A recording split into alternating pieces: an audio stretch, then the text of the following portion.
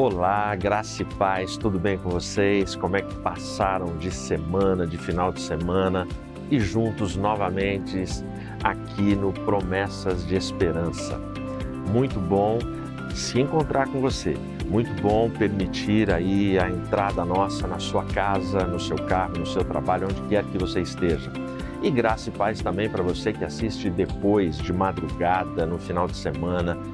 Todos são muito bem-vindos.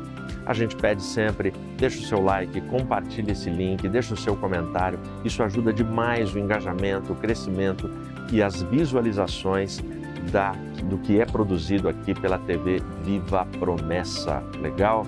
Bom, enquanto você curte aí a nossa vinheta, o tema que nós vamos refletir hoje, a perfeição chegou a nós. Pega a sua Bíblia, faz a sua oração e fica aí preparado. Depois da vinheta a gente reflete juntos na Palavra de Deus.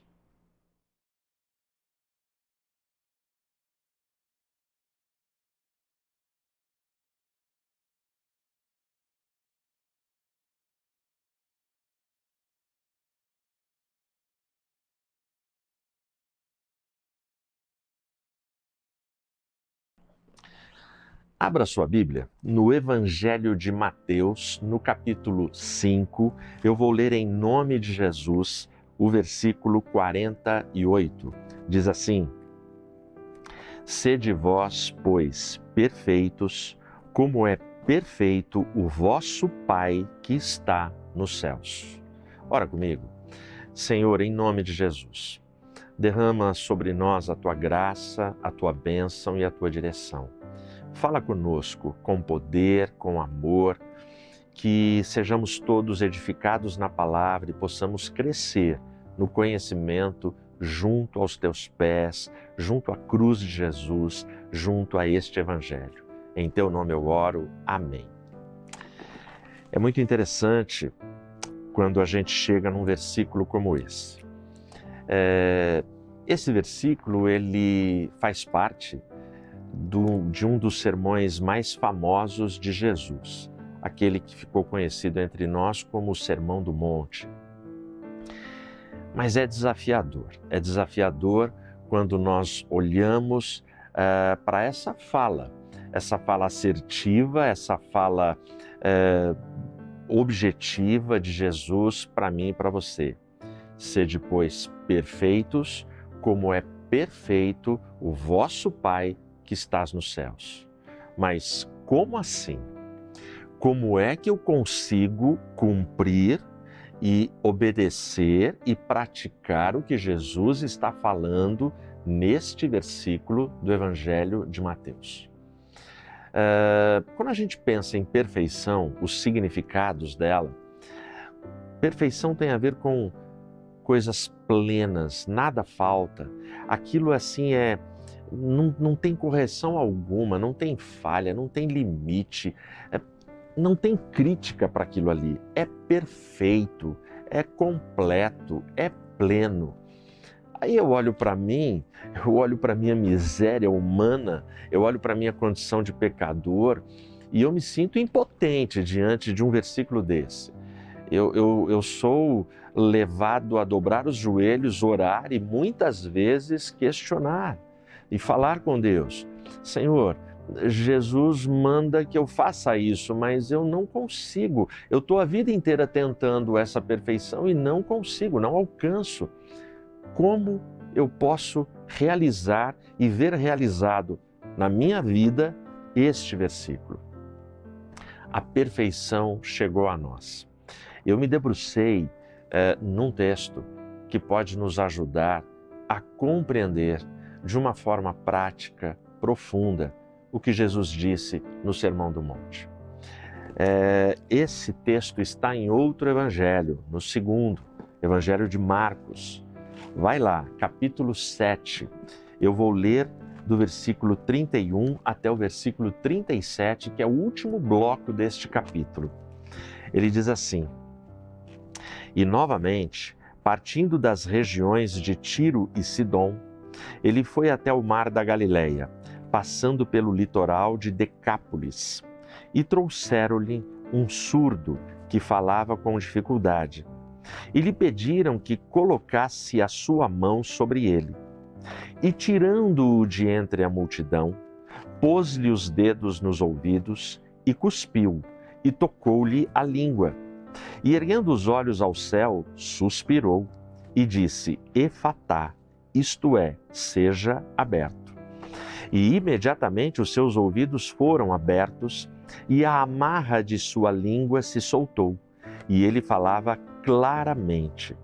E ele o ordenou que não contasse a nenhum homem, mas quanto mais ele ordenava, tanto mais o divulgavam. E eles, admirando-se além do limite, diziam: ele tem feito todas as coisas boas, faz até os surdos ouvir e os mudos falar.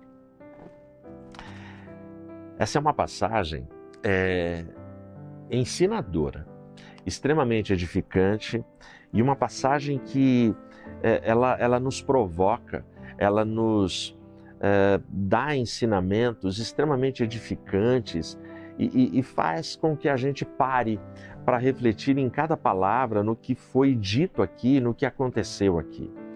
Então Jesus está partindo de uma região e ele vai até o Mar da Galileia, passando pelo litoral de Decápolis, as 10 cidades, e ele está passando. Ele já tem fama aqui, ele já tem o nome dele, as coisas que ele fez, embora ele sempre falar não conte a ninguém, e esse não conte a ninguém de Jesus não era uma estratégia de marketing, tipo, se eu falar para não contar, eles vão contar. Não, a ideia era que não contasse mesmo, porque a hora dele ainda não havia chegado. E Jesus sabia que à medida que ele sobe para Jerusalém, à medida que o ministério público dele avança, autoridades, fariseus, escribas, o poder romano, todo mundo movido por ciúmes eclesiástico, por inveja, por entender que ele não era o Messias e estava blasfemando, por ele afrontar muitas coisas da religiosidade daquela geração. Jesus sabia que o tempo dele se abreviaria e se aceleraria. Ok, ninguém vai eliminar ou antecipar o tempo perfeito de Deus. Por isso Jesus ele estava no controle da situação, mesmo se achássemos ou se parecer que ele não estivesse. Jesus jamais perdeu o controle. Então aqui ele está caminhando, ele está chegando. E aí o povo sabe que ele está por ali. Trouxeram-lhe um surdo que falava com dificuldade e lhe pediram que colocasse a sua mão sobre ele. Então aqui eu tenho uma pessoa surda, o texto fala com dificuldade. Por quê? Se você não ouve, você praticamente deixa de falar. Você não usa, você não exercita as suas cordas vocais, a sua capacidade de fala, porque você não ouve. Essa cena ela é facilmente percebida nas famílias que têm lá os seus velhinhos. É da vida. Uma máquina de 70 anos, de 80 anos, de 90 anos, de 100 anos de idade, a capacidade auditiva vai diminuindo. Você tem que conversar com os velhinhos da sua família gritando, falando alto. E às vezes até com aparelhos auditivos eles têm dificuldade para ouvir bem. E o que acontece? O velhinho muitas vezes ele não interage, ele não conversa, e não porque ele seja mudo, mas porque ele não está ouvindo. Se ele não ouve, como é que ele vai rir de uma piada? Como é que ele vai chorar de algo que foi dito? Como é que ele vai responder e argumentar no meio de uma conversa? Ele não está ouvindo, então ele pouco fala. É isso que está acontecendo aqui. Esse surdo, ele é surdo, ele não tem capacidade auditiva, e porque ele é surdo, ele tem dificuldade na fala. E aí as pessoas trazem já com um padrão. Olha, põe as mãos nele, toque nele, para que ele seja curado. Porque a fama de Jesus corria. Mas olha a sequência, olha como Jesus vai agir. E tirando-o de entre a multidão, pôs-lhe os dedos nos ouvidos e cuspiu e tocou-lhe a língua. E erguendo os olhos ao céu, suspirou e disse: Efatá, isto é, seja aberto. Jesus podia ter curado este surdo com dificuldade na fala com um olhar. Jesus não precisava tocar, não precisava falar, com um pensamento. Era só ele pensar, seja curado, ele seria curado. Por que Jesus fez tudo o que ele fez? Ele fez não porque Jesus precisasse, mas porque aquele homem precisava. Aquele homem, ele não ouve, aquele homem pouco fala. Então o que Jesus faz? Jesus o respeita, Jesus o trata da forma mais incrível. Ele retira o homem do meio da multidão. Então, primeira coisa, vamos à parte. Não vai ter espetáculo, não vai ter show, nada disso. E quantas vezes a nossa geração, ela anda atrás do espetáculo e do show e das demonstrações de poder. Mas Jesus, ele tira o homem, ele pega esse homem, tira da multidão.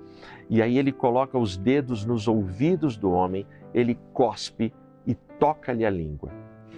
Todos esses gestos, para aquele homem que não ouve, é quase que uma linguagem de sinais. É quase que uma linguagem que aquele homem tem acesso, que consegue entender o que o mestre está fazendo. E eu acho isso absolutamente incrível. Eu acho absolutamente incrível o fato de que Jesus, ele dialoga, ele se relaciona, ele quer falar com a gente no nosso nível. Porque como é que eu chego no nível dele? Eu não tenho capacidades, eu não tenho poder para isso, eu não tenho força para isso. O que eu tenho é, Senhor, eu estou entregando o meu melhor, eu oferto a minha vida, eu oferto a minha família, a minha casa, os meus bens, tudo que sou, tudo que tenho. Mas tudo isso não é nada diante do poder, da majestade, da perfeição, da santidade dele. Então o que ele faz? Ele se relaciona no nosso nível, de tal forma que a gente o compreenda. E esse é o segredo do relacionamento com Jesus. Ele nos ajuda, ele nos abraça, ele nos acolhe. Então, todas estas coisas Jesus faz porque o homem precisa, não porque ele precisasse. E erguendo os olhos aos céus, suspirou. A palavra suspirou aqui, que é incrível, porque Jesus sabe que vai devolver a audição. Jesus sabe disso, mas a palavra suspirou, a melhor tradução para ela seria gemeu. Ou seja, empatia absoluta de Jesus com o estado de saúde caótico, crítico e tão assim defasado emocionalmente daquele homem. Então, Jesus, ele ergue os olhos ao céu e geme, ele suspira e ele diz efatá, isto é, seja aberto. Diante da palavra de Jesus, vem o versículo 35, imediatamente os seus ouvidos foram abertos e a amarra de sua língua se soltou e ele falava claramente. Outro probleminha aqui de tradução. O claramente é legal, mas o claramente não atende perfeitamente o que aconteceu aqui. Porque a melhor tradução seria, e ele falava perfeitamente. E aqui a gente tem uma lição incrível. A lição incrível aqui é, nós fomos chamados para sermos perfeitos na vocação que Deus nos deu. Aí você começa a entender a fala de Jesus no Sermão do Monte. Sede perfeitos como é perfeito meu Pai que estás nos céus.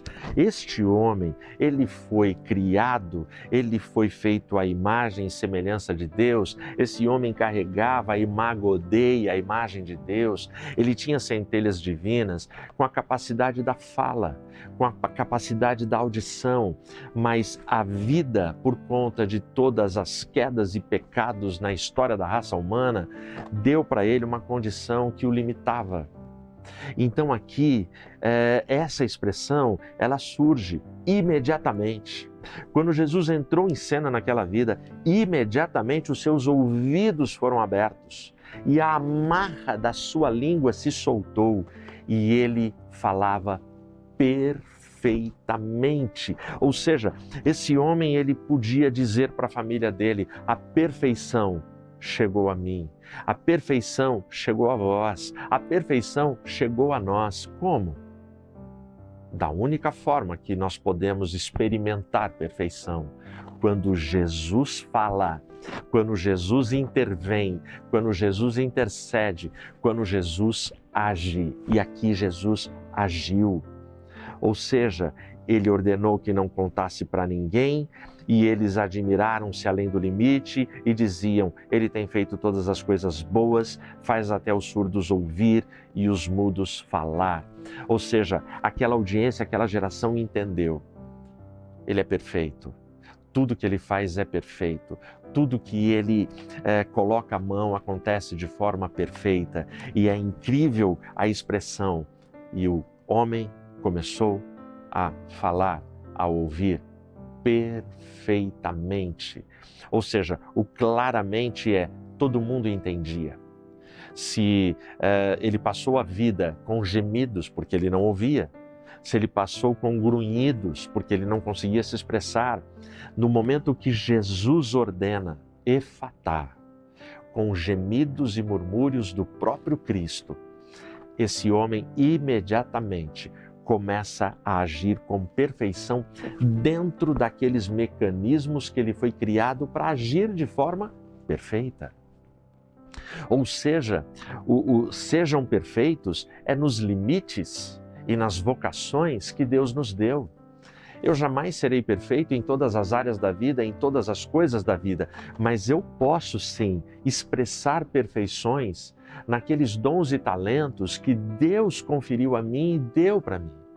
Obviamente, esses dons e talentos eu preciso expressar perfeição para a glória dele, para a edificação do reino dele, não é para uso próprio, não é para o meu benefício, não é para a minha carne, não é para os meus caprichos, para os meus deleites, mas é para a glória do Filho, para a glória de Deus. Existe uma palavra aqui que está no versículo 32, que diz: e trouxeram-lhe um surdo, que falava com dificuldade. Essa expressão, surdo, que falava com dificuldade, é uma única palavra. É a palavra moglilalos. Essa palavra, ela só aparece 2 vezes na Bíblia Sagrada. Aqui no Evangelho de Marcos e lá no profeta Isaías. Eu vou com você lá no profeta Isaías, capítulo 35. Ela só aparece nessas 2 ocorrências, Isaías 35 e lá no Evangelho de Marcos, que a gente acabou de ver no versículo 32. O surdo que falava com dificuldade. Desculpa. O surdo que falava com dificuldade. Aqui no versículo 5 de Isaías 35 é onde ela aparece. Então, os olhos do cego serão abertos e os ouvidos do surdo desobstruídos. O desobstruídos é a grande dificuldade. E lá, o surdo que tem muita dificuldade. A mesma palavra. Por que é que o evangelista usa a palavra que é usada no livro do profeta Isaías? O que ele está falando é, vejam, ele está cumprindo na vida deste homem surdo o que foi dito pelo profeta Isaías. O bloco completo aqui de Isaías envolve o versículo 4, o 5 e o 6. Eu vou ler para você. Começando pelo 4. Diz assim: dizei àqueles que têm um coração medroso, sejam fortes, não temam. Eis que seu Deus virá com vingança.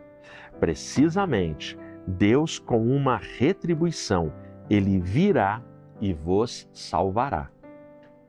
Então, os olhos do cego serão abertos e os ouvidos do surdo desobstruídos. O 6.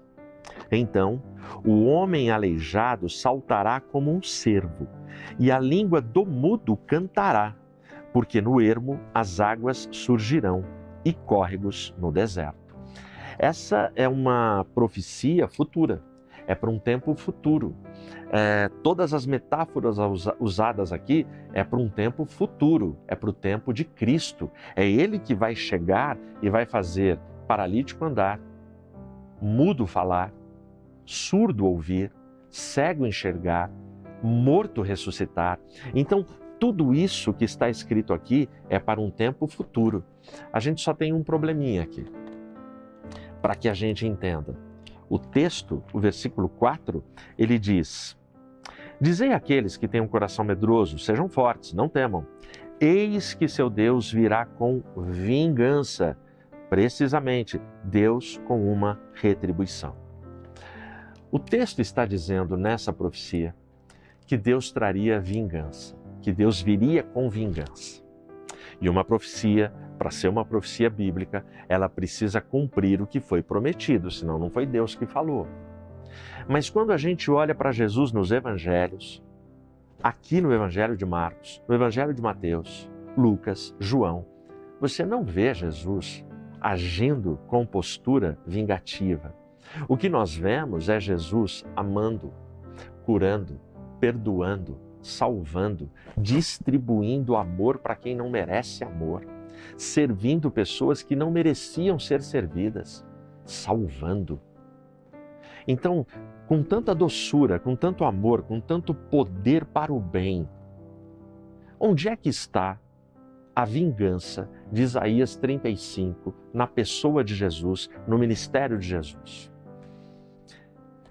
A forma correta de olhar esse texto e de interpretá-lo e de compreendê-lo dentro da realidade que o texto me comunica, tanto Isaías quanto os evangelhos, é que eu não posso olhar para Jesus como aquele que veio exercer e colocar em prática uma vingança contra o povo.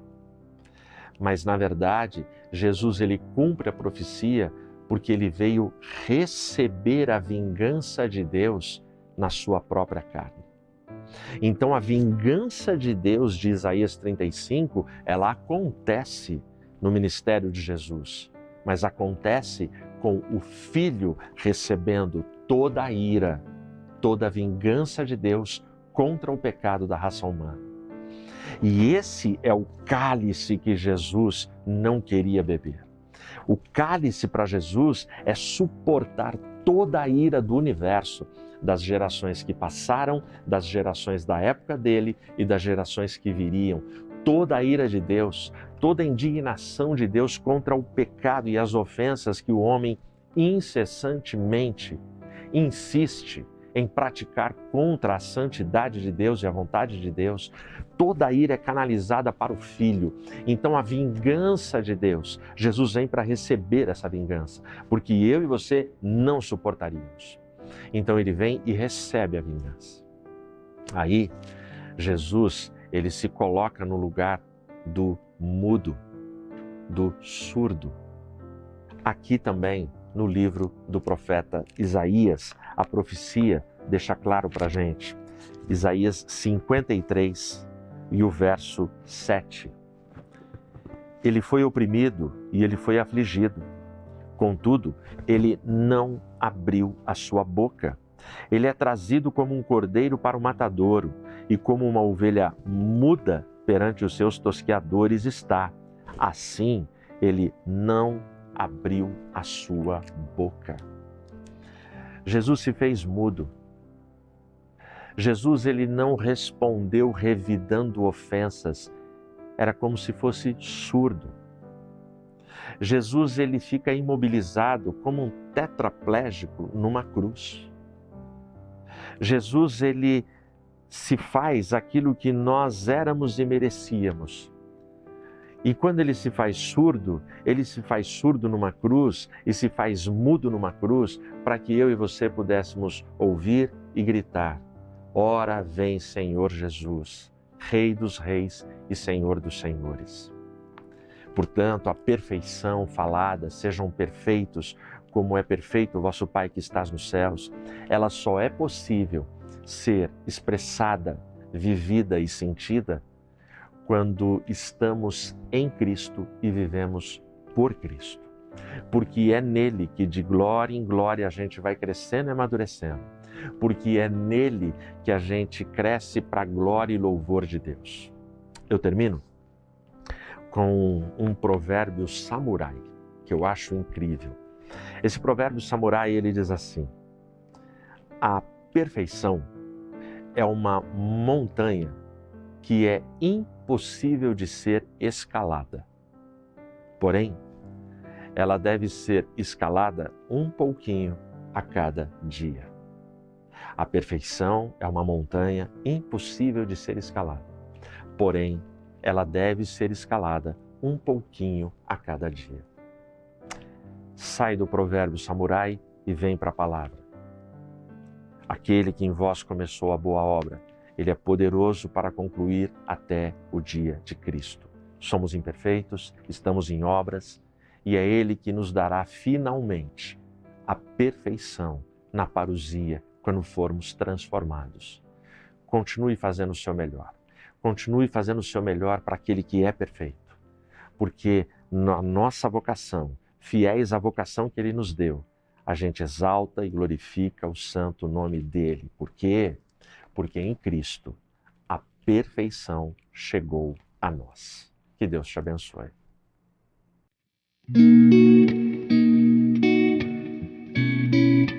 Eu te agradeço, Senhor, pelo carinho, pelo amor, pelo cuidado que tens por mim. Toma minha vida em tuas mãos, meu coração vem transformar em Cristo um novo ser, cada vez mais. Eu te agradeço, Senhor, pelo carinho, pelo amor, pelo cuidado que tens por mim. Toma minha vida em tuas mãos, meu coração vem transformar em Cristo um novo ser, cada vez mais. Quanta esperança, santa harmonia. Ouço uma voz me chamar, voz de perdão, brilho celeste então. Toca minha face com ternura e diz: meu filho, descanso e paz em mim vais achar. Cristo, te amo, tu és minha luz. Eu te agradeço, querido Jesus.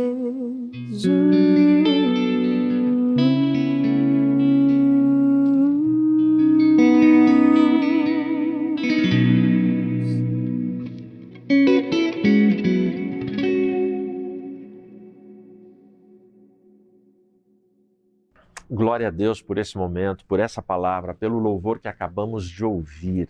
Que Deus te guarde, que Deus te abençoe e que a gente não se intimide diante desse gigantesco desafio que é termos uma vida santa, uma vida correta, uma vida perfeita. Sim, somos falhos, sim, somos pecadores, mas a possibilidade de santificação, de perfeição, só existe porque Deus está conosco por causa de Cristo, por causa do sacrifício de Jesus, que quer nos beneficiar com estas bênçãos.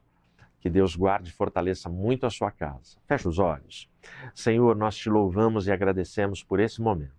Obrigado, Pai, por esse tempo de comunhão, esse tempo de reflexão na Tua palavra. Obrigado, Deus, por tudo que és, por tudo aquilo que tens feito em nosso favor. Abençoa, Senhor, a cada um de nós, nos guarda, nos ajuda e nos fortalece. Continua conosco, Pai. Em nome de Jesus eu oro. Amém. Amém. Deus te abençoe. Abração. Até semana que vem.